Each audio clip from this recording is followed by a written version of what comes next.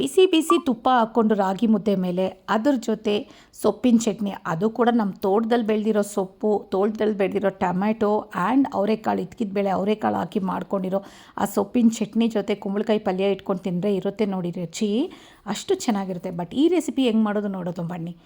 ಸೊಪ್ಪನ್ನ ಕಟ್ ಮಾಡಿ ಚೆನ್ನಾಗಿ ತೊಳೆದಿಟ್ಕೊಳ್ಳೋಣ. ಆ್ಯಂಡ್ ಟೊಮೊಟೊ ಕೂಡ ಕಾಯಿ ಟೊಮೊಟೊ, ಹಣ್ಣಾಗಿರೋ ಟೊಮೊಟೊಗಿಂತ ಕಾಯಿ ಟೊಮೊಟೊ ಹಾಕಿ ಮಾಡಿದ್ರೆ ಈ ಚಟ್ನಿ ತುಂಬ ಚೆನ್ನಾಗಿರುತ್ತೆ. ಅದನ್ನು ಕೂಡ ತಂದು ಕಟ್ ಮಾಡಿಟ್ಕೊಳ್ಳೋಣ. ಆ್ಯಂಡ್ ಬೆಳ್ಳುಳ್ಳಿ, ಮೆಣಸಿನ್ಕಾಯಿ, ಹಸಿಮೆಣಸಿನ್ಕಾಯಿ ಆ್ಯಂಡ್ ಒಣಗಿದ ಮೆಣಸಿನ್ಕಾಯಿ ಎರಡೂ ಹಾಕಬೇಕು.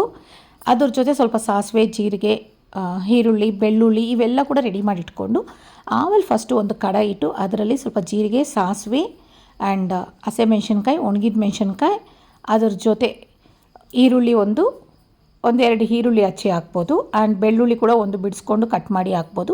ಇದೆಲ್ಲ ಸ್ವಲ್ಪ ಫ್ರೈ ಆಗಬೇಕಾದ್ರೆ ಟೊಮೆಟೊ ಕೂಡ ಹಾಕಿ ಅದೊಂದಷ್ಟು ಫ್ರೈ ಮಾಡಿ ಅದು ಸ್ವಲ್ಪ ಸ್ಮೂತ್ ಆದಾಗ ಅದ್ರ ಜೊತೆ ಸೊಪ್ಪು ಹಾಕಿ 1-2 ನಿಮಿಷ ಅದು ಬೇಯೋಕ್ಕೆ ಬಿಟ್ಟು ಅದ್ರ ಜೊತೆ ನಾವು 1 ಗ್ಲಾಸಷ್ಟು ನೀರು ಇದು ಸ್ವಲ್ಪ ಹುಳ್ಸೆಹಣ್ಣು, ನಮಗೆ ಎಷ್ಟು ಟೇಸ್ಟಿಗೆ ಬೇಕು ಅಷ್ಟು ಹುಳ್ಸೆಹಣ್ಣು, ಉಪ್ಪು, ಖಾರ ಅದು 3 ಬಂದು ನಮಗೆಷ್ಟು ನಾವು ತಿಂತಿರೋ ರೆಗ್ಯುಲರ್ ಫುಡ್ಡಲ್ಲಿ ಅಷ್ಟು ಹಾಕ್ಕೊಂಡ್ರೆ ಸಾಕು.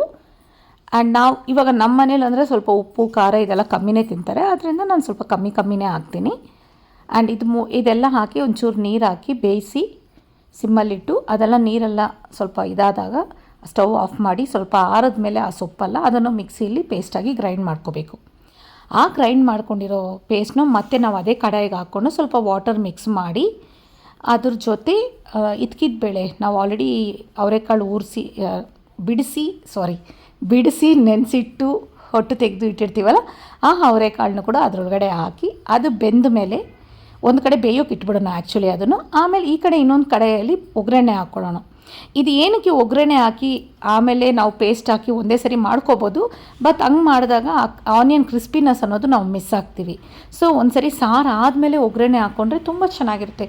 ಈ ಒಗ್ಗರಣೆಗೆ ಹಾಕಬೇಕಾದ್ರೆ ಎಣ್ಣೆಯಲ್ಲಿ ಸ್ವಲ್ಪ ಸಾಸಿವೆ ಆ್ಯಂಡ್ ವಡಿಯಮ್ ಅಂತ ಕರೀತಾರೆ ನಮ್ಮ ಕಡೆ ಅದನ್ನು, ಈರುಳ್ಳಿಯಲ್ಲಿ ರುಬ್ಬಿ ಒಣಗಿಟ್ಟು ಮಾಡಿರ್ತಾರೆ, ಅದನ್ನು ಸ್ವಲ್ಪ ಸಾರಿಗೆ ಹಾಕ್ಕೊಂಡ್ರೆ ತುಂಬ ಟೇಸ್ಟ್ ಇರುತ್ತೆ. ಅದರಿಂದ ಅದೊಂಚೂರು ಎಣ್ಣೆಯಲ್ಲಿ ಹಾಕಿ ಅದ್ರ ಜೊತೆ 1 ಕಪ್ಪಷ್ಟು ಸಾಂಬಾರು ಈರುಳ್ಳಿ, ಇಲ್ಲಾಂದರೆ ನಾರ್ಮಲ್ ಈರುಳ್ಳಿ ಕೂಡ ಹಾಕ್ಕೋಬೋದು, ಸ್ವಲ್ಪ ದೊಡ್ಡ ಪೀಸ್ ಹಾಕ್ಕೊಳ್ಳಿ. ಅದನ್ನು ಚೆನ್ನಾಗಿ ಹುರಿದು ಗೋಲ್ಡನ್ ಫ್ರೈ ಬಂದಾಗ ಈ ಕಡೆ ನಾವು ಆಲ್ರೆಡಿ ಕುದಿಸಿಟ್ಟಿರ್ತೀವಲ್ಲ ಸಾರು, ಅದರಲ್ಲಿ ಕೊತ್ತಂಬರಿ ಹಾಕಿ ಅದೆರಡು ಹಾಕಿ ಸೇರಿಸಿ ಸ್ಟವ್ ಆಫ್ ಮಾಡಿದ್ರೆ ಸಾಕು, ಸಾರು ರೆಡಿ. ಈಗ ಅದನ್ನು ಬಿಸಿ ಬಿಸಿ ಮುದ್ದೆ ಜೊತೆ ಸರ್ವ್ ಮಾಡ್ಕೊಂಡು ತಿಂದರೆ ಅದರ ರುಚಿನೇ ಬೇರೆ. ಬಟ್ ಮುದ್ದೆ ಮೇಲೆ ಸ್ವಲ್ಪ ತುಪ್ಪ ಹಾಕ್ಕೊಂಡು ಕೂಡ ಸರ್ವ್ ಮಾಡಿಕೊಂಡ್ರೆ ಇನ್ನೂ ಟೇಸ್ಟ್ ಜಾಸ್ತಿ. ಹೆಂಗಿದೆ ಫ್ರೆಂಡ್ಸ್? ಚೆನ್ನಾಗಿದೆ, ಟ್ರೈ ಮಾಡಿ. Thank you.